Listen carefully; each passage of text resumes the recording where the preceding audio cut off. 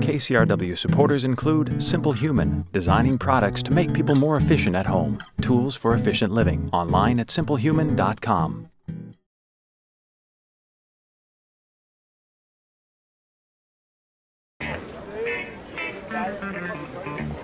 Hi, I'm Evan Kleiman of Good Food. Welcome once again to the Santa Monica Farmers Market. This is something a little special we've just started to do since food is such a visual medium. To the left. Okay.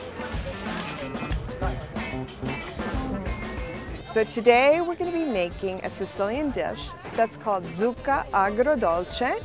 That means simply winter squash made sweet and sour. It's a really easy dish. All we need is a beautiful winter squash, some garlic, a little bit of mint, some vinegar, and some sugar. That's it. It's so easy. So let's go shopping.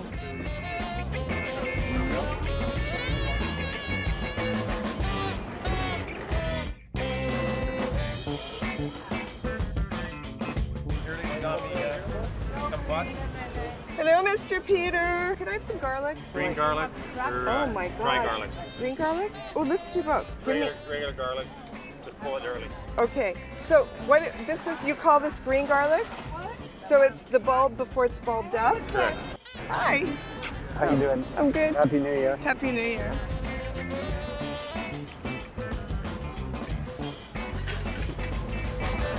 Wow. I need your help. I can do that. She can tell me the secrets of the squashes.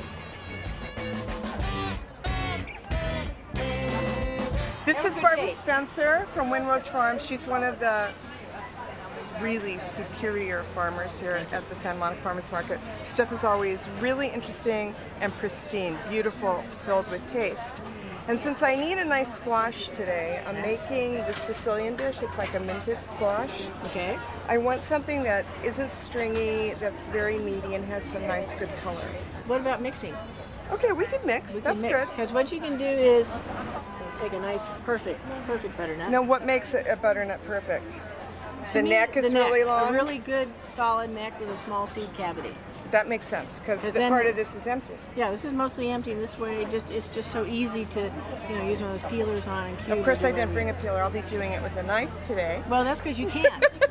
For the rest of us, we need potato peelers. Okay. Well, the next best is then you're moving into something like the kabocha. There's That's a whole, beautiful. whole family of the Japanese squash. Let's do these two. Okay, that's perfect because they're a really nice contrast. That's beautiful. Thank you, ma'am. Thank you. See you later. Bye.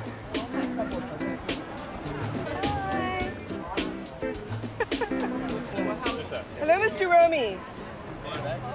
I need some mint. You have some waiting for me? What kind of mint is this? Persian mint. Persian mint? I'll just take it like this. Right. Thank you. You're welcome. Have fun with it. Beautiful. Persian mint. What you need is a nice knife. A knife that has a little bit of thickness to it. The beauty of this butternut squash is that it's almost all neck, which means this is going to be very, very meaty. So what I'm going to do is I'm just going to cut it. And you can see how beautiful it is. Now, if I had remembered to bring a peeler, it'd be very easy. I could just go boom, boom, boom. I forgot. So I'm just going to peel it with a paring knife. The thing I love about this dish is that in the middle of winter, you're using winter ingredients, but it has this brightness of flavor. And also, how many times can you eat just pureed squash? Ooh, nice. Oh, this is beautiful too. It has a different texture than the butternut squash.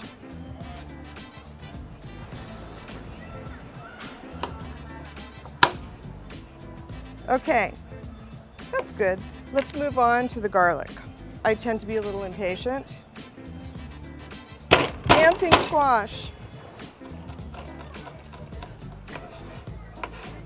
Let's also use some of the fresh garlic that Peter gave us. A lot of chefs really love cooking with fresh garlic. It's wonderful in soups and risotto, anything where you're going to either saute it or stew it, and it has the marvelous quality of having a lot of garlic flavor without the pungency, and it has a bit more greenness. I'm going to use a little bit of the green just to make it different.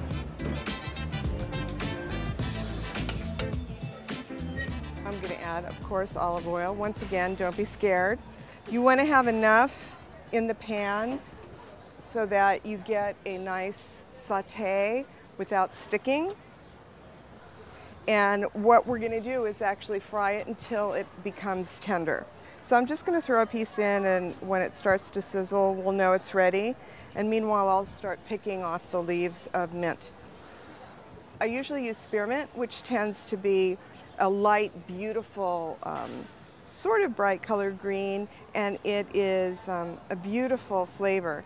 And this is, as we were told, Persian mint. He said it's the sweetest mint they have, and it's definitely the most delicate I've ever seen in terms of the thickness of the leaves. It'll be like a little contest to see who finishes first, kabocha or butternut. In this particular dish, it's a sautéed vegetable, and then you're going to make a little pan sauce. So we're not even going to think about doing the garlic yet, because the garlic would be burned and really acrid and bitter tasting. Now this is a dish, you might be wondering, where do I serve this? What do I use this for? This is an antipasto.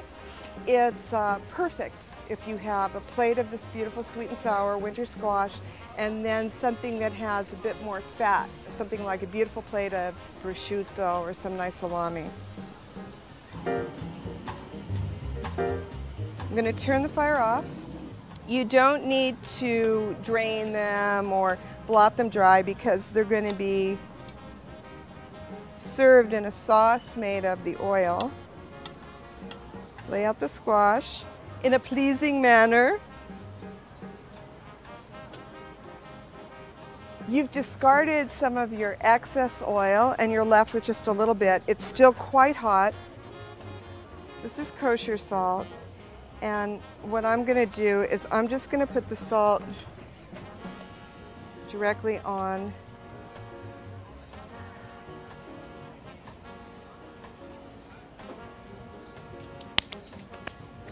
I still have not turned the heat on again.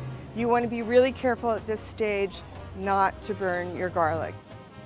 I just want the flavor of the mint to come out, so I'm just going to cut it up a little bit just to release more oils. We're going to throw the mint in. We're just going to saute till the garlic becomes opaque and you start to smell its aroma. That lets us know that the flavor is blooming.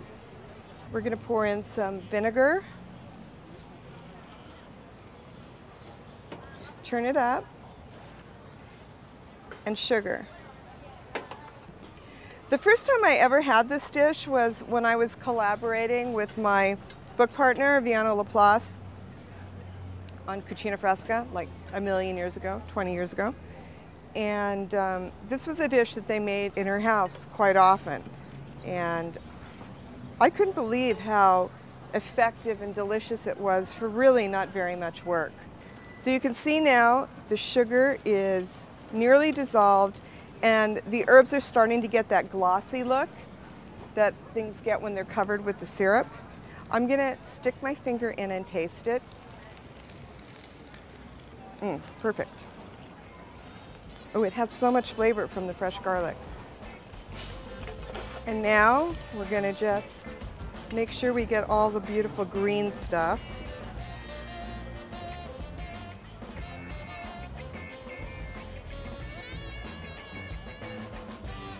So let's taste.